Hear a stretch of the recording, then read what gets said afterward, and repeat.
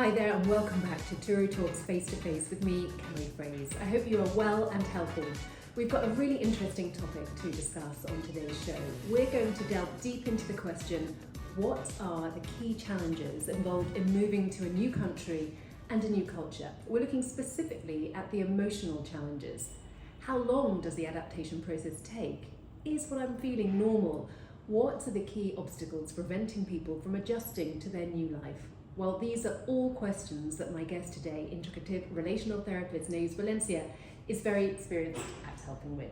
Hi there, Neus. How are you? Good, very good. Thank you for having me. It's great to have you on the show. My first question to you is a simple one. I mean, how often are you seeing people who are struggling to adapt to a new country and culture? I have to say that there's actually more people every day that actually take the opportunity to get seek help. The stigma, the social stigma about emotional support, I think pandemic has helped. You know, we've gone through 2 years where there's been many losses, where everybody has suffered different changes in their lives. Some have been deaths, unfortunately, but not only that is a loss. Many have gone through many other changes in their lives that takes adapting. So I think that it helped, that more of us feel encouraged, feel that it's okay to go seek help, and that it's actually an opportunity for you to live a life with more inner peace, with less suffering beyond what actually is happening, right? So having a better, life. Yeah, it's interesting you touch on the word change, and we're talking specifically about adapting to a new country, but it could be any change, isn't it, which can be seen as loss or grief. Absolutely, and when we speak about loss or grief, socially most of us understand we're talking about death of a loved one, and that is totally true, but there's many other losses that we can go through in our life that are very important and that might cause us, it might shake us from the roots, sometimes more than a death. And it can be a divorce, it can be being let go from a job when you're, at a certain age. It can be adapting to maybe getting a chronic disease, there's many changes. And there's not a ranking on what's worse and what's better. Each person knows how much it hurts. And we don't have like a measure of how much you're hurting. And we don't even have the permission to judge if you're hurting more or less. The person knows, right? So moving to a new country represents so many changes. It's not only about changing your home or letting go of your friends or your family or the language or the culture. There's so many changes that you're going to go through on your own or as a family that really do need to be taken care of, really. And a lot of people outside of that bubble don't understand the challenges involved in that adaptation process, do they? And for want of a better phrase, there is this toxic positivity around. So someone might say that they're suffering from loneliness or they're struggling to adapt in a new country such as Spain, and someone else will say, well, I don't understand why you should be suffering because you've got the beach at your doorstep, and all these kinds of things, and it makes it even more frustrating for the person, doesn't it? Totally. And that many patients come with that kind of lack of understanding, because the truth of the matter is you're suffering and you don't feel that the people around you understand that suffering.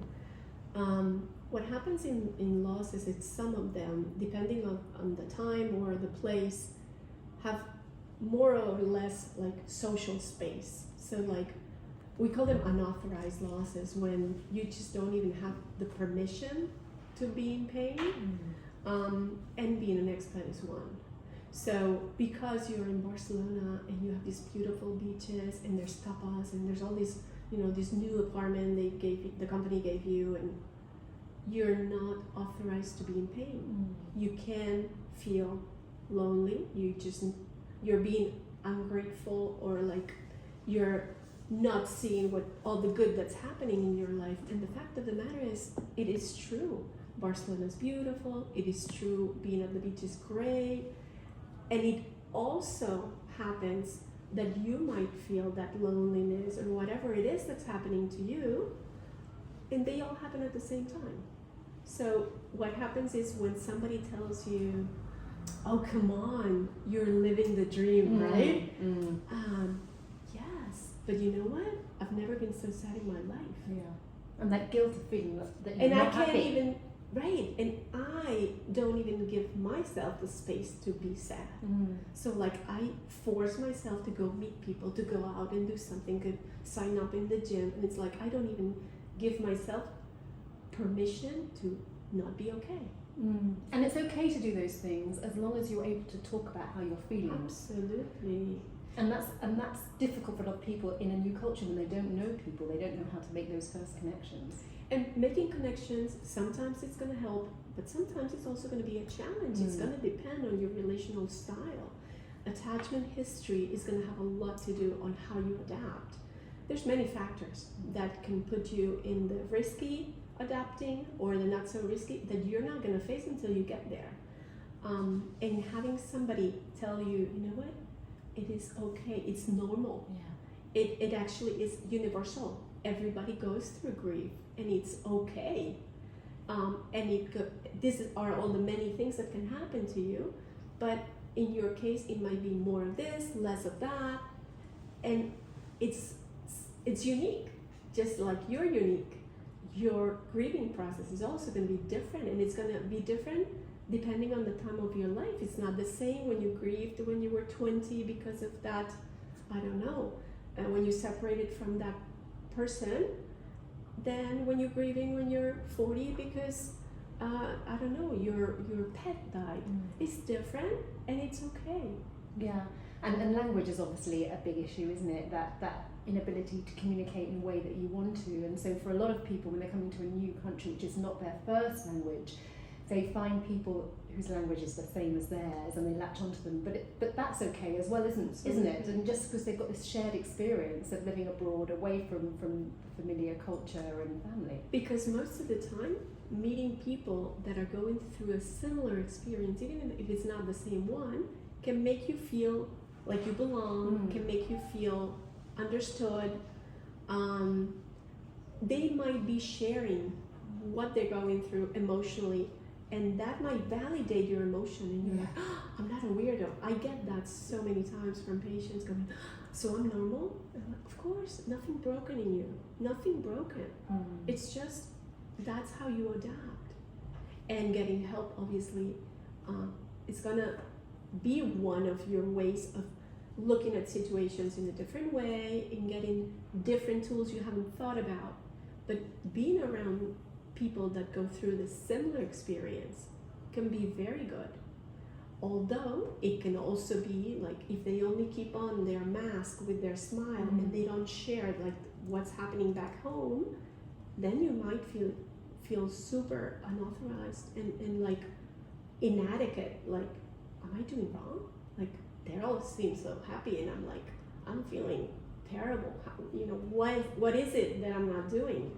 Yeah, but often you get the connection, don't you, when you open up, and then people realise it was the best thing they could have done just by talking about it, and you'll find suddenly that probably most people have or are feeling the same way. Yeah, and most of the times that's going to help. Some people, I'm thinking probably the people with trauma history, they are going to have a tough time, because when you have trauma experience in your life, and there's many kinds of trauma. We're not only talking about abuses or sometimes there's relational trauma. There's many kinds that are not seen either, but the effects are there. They're in your body, and they're in your reaction, and most of all, they're in your capability of trusting others.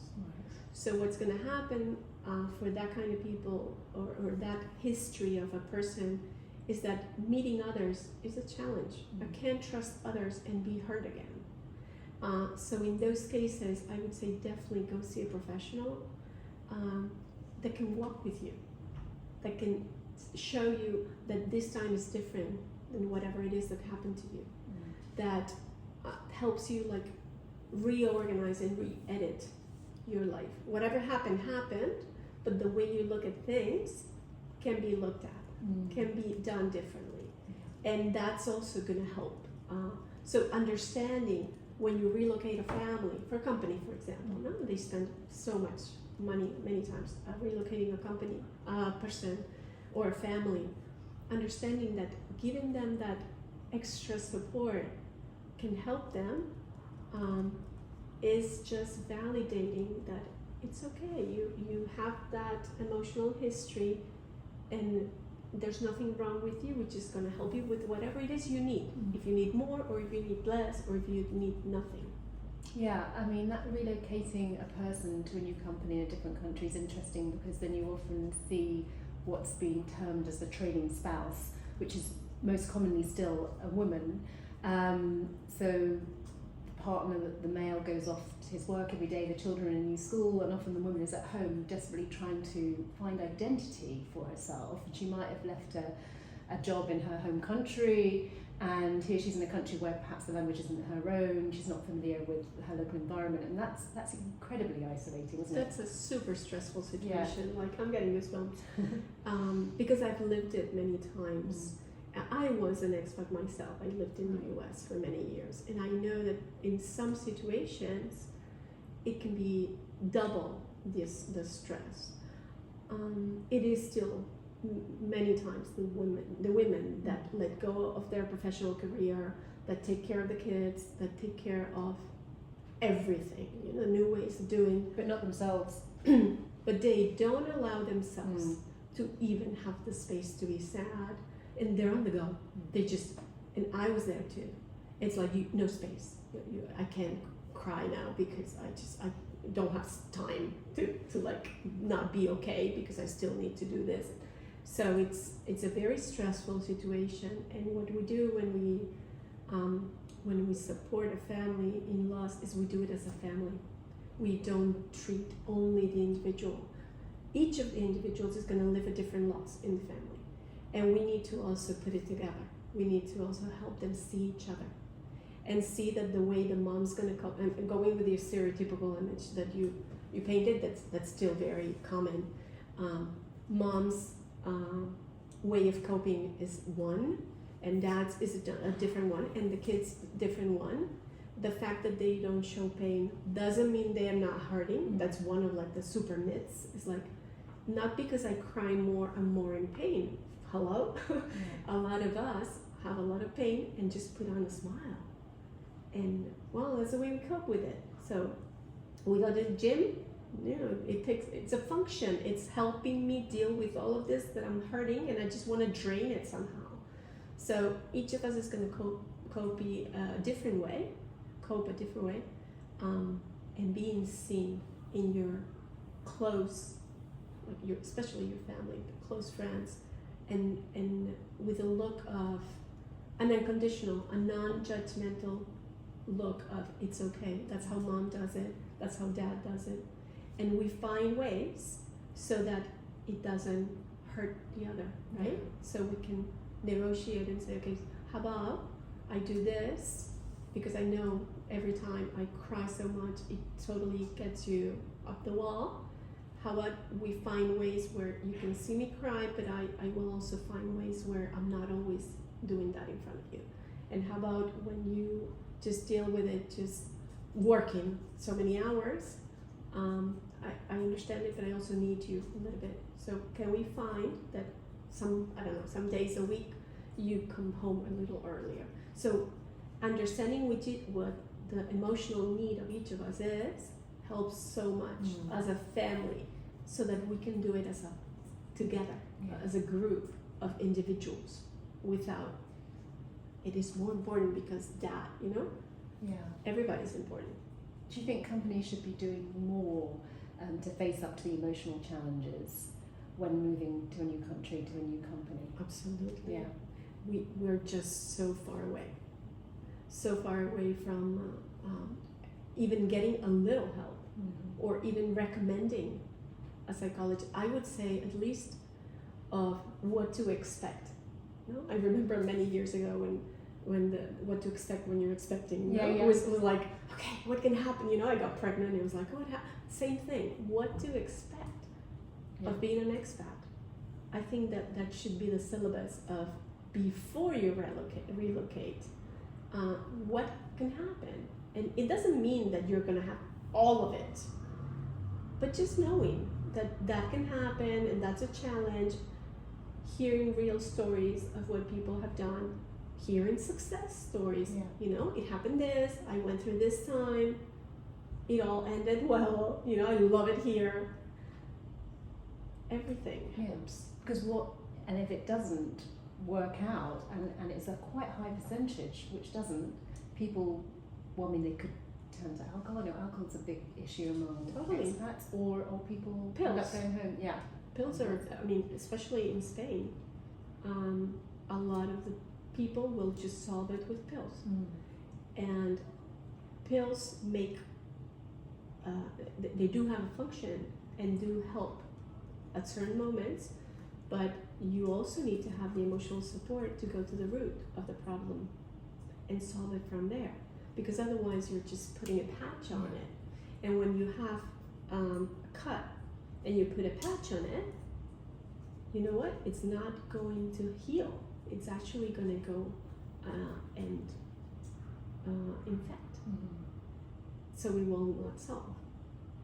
So if people are watching this and they're being able to relate to what we're talking about, they might be a little bit nervous because they haven't perhaps talked about their feelings before, nervous about seeing someone like yourself, a professional. Is there anything they can do for themselves before they get to the stage of coming to see a professional?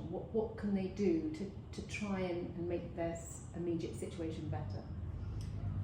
First of all, just being aware of what it is that's happening to me and validating that whatever it is I'm feeling, it's okay to be feeling it.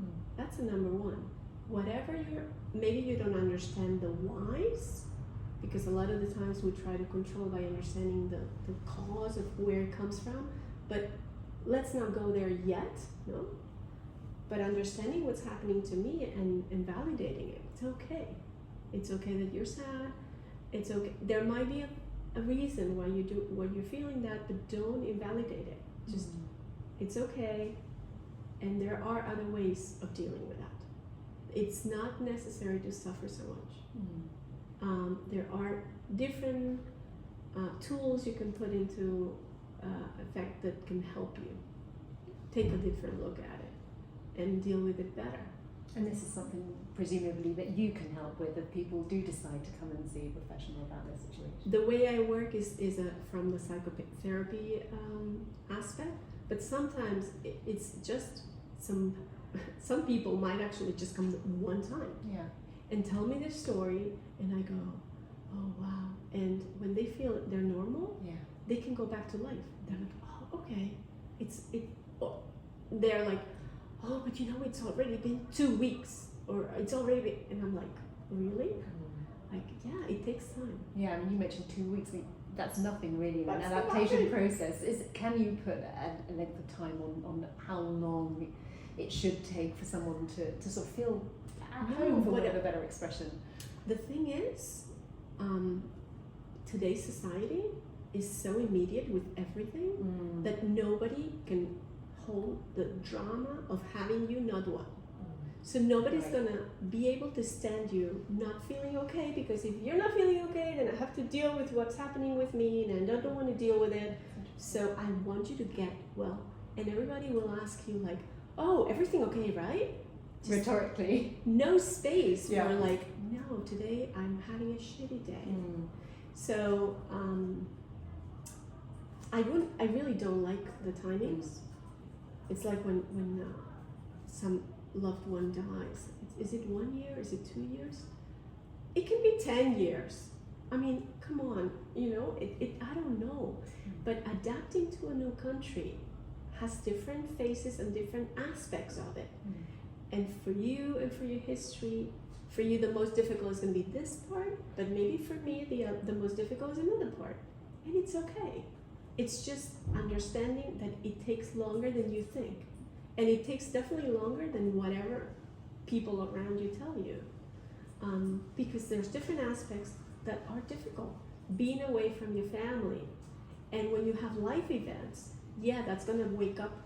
If you have a new kid, if somebody dies in your family, if there is a big event, all of it, even if you've been there for 10 years, yes, it will, some of it will be like, feeling guilty, am I away from my family, I haven't seen them.